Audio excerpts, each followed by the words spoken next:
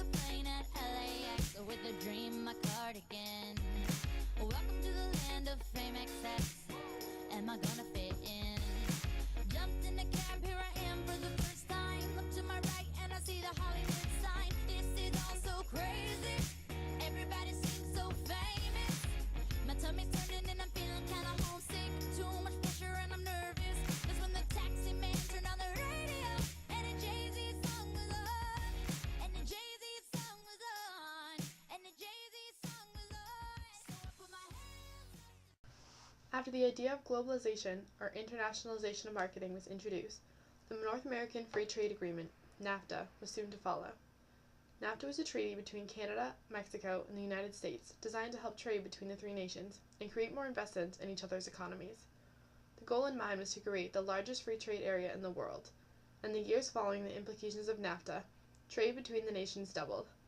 Also, this indirectly caused an increase in migration from Mexico.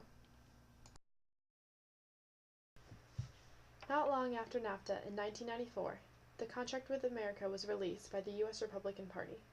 The contract was basically a detailed outline of promised actions that Republicans would take if they became the majority party, as opposed to the long-standing Democratic majority party. This included ideas of tax cuts, initiating social programs, and lessening of the federal authority, because Republicans thought that the government was too big and it wasn't responsible. And I understand what you're going to do later today is unveil this 21st century contract with America. And one of the things, some of the things you're doing is you're going to give people new choices on how to buy health insurance, how to pay your income taxes, and to save for retirement, right? Yeah, I think that the part of the solution for America is to get away from a one-size-fits-all bureaucratically defined government dominated by Washington and give the American people the right to have a series of choices that they may prefer that lets them pick what's better for them, not what some bureaucrat thinks is better for them. During this time, there were a lot of important presidential elections, such as the election of 1992 and the election of 2000. During the election of 1992, voter dissatisfaction with both parties was at an all-time high, and voters' trust in Washington was at an all-time low. This kind of political climate is welcoming for an alternative to the Democrats and Republicans, and that's exactly what happened in 1992. Ross Perot, a third-party candidate from Texas, started gaining a lot of interest in the eyes of the American voters. People were not happy with the ideas of the two main parties, and this is one of the first times in history that a third-party candidate was such a threat. In the end, Bill Clinton ended up becoming president, but since there were three candidates, he won by less than 50% of the votes, because the votes were so split between the three candidates. During the election of 2000, it was Bush versus Gore. This election is a very important event in our history because it was the first time the votes had ever been that close. The outcome of Florida would decide the presidency. After much recounting, the Supreme Court ruled that no more votes would be recounted. This brought up a lot of controversy around the nation. In the end, Bush won by fewer than 2,000 votes out of the 6 million votes casted. Not long after President Bush took office, military spending increased. After the end of the Cold War, the U.S. military spending decreased, yet it began to rise again when the U.S. became interested in the Middle Eastern area. Also, we saw an increase in defense spending, and these continued to rise dramatically as more money was invested into sending troops to Afghanistan, Iraq, and other places in the Middle East. With the U.S. troops in the Middle East, we began to see a deficit in the oil that we were importing from that area.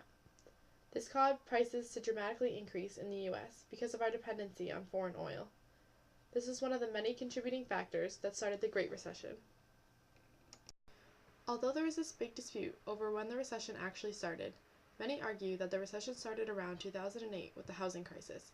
Housing prices had peaked early in 2006 and started to decline in late 2006 and 2007. President Bush became concerned with the collapse of the housing and credit markets and tried to initiate a bailout worth over $900 billion to stop the collapse.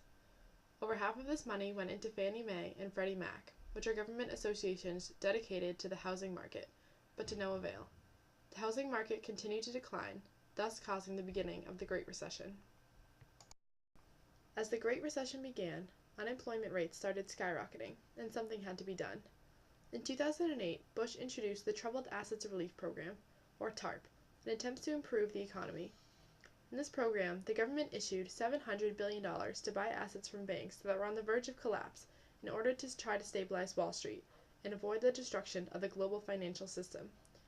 A lot of businesses were in need of this money, but there was not enough to go around. With the economy still in recession, shortly after in 2009, the American Recovery and Reinvestment Act was proposed with the same goal as TARP, improving the economy. The main ideas in the ARRA were tax cuts, funds for the states, assisting with education, welfare, and the healthcare reform. This progress was much needed by the U.S. economy. However, in turn, it added to the U.S. national debt. Another major problem during the Great Recession was healthcare. In the past 40 years, healthcare prices have risen dramatically. Many people nowadays do not have healthcare coverage because their companies don't provide it or because they don't have a job. Obama proposed a bill that reduced the deficit and gives healthcare to the 50 million Americans who currently lack health insurance. With Obama's new bill, everyone will eventually be required by law to have health insurance, but it is being implemented incrementally. The U.S. had a lot of difficulty creating a healthcare bill because of the lack of compromise between the two sides. Having two opposite parties sometimes creates problems in lawmaking and government programs, and many people are starting to consider a third way. As more attempts to fix the economy are brought up, supporters of a third way are starting to vocalize their opinions. The third way is thought of as a middle ground between the far left and far right-winged parties.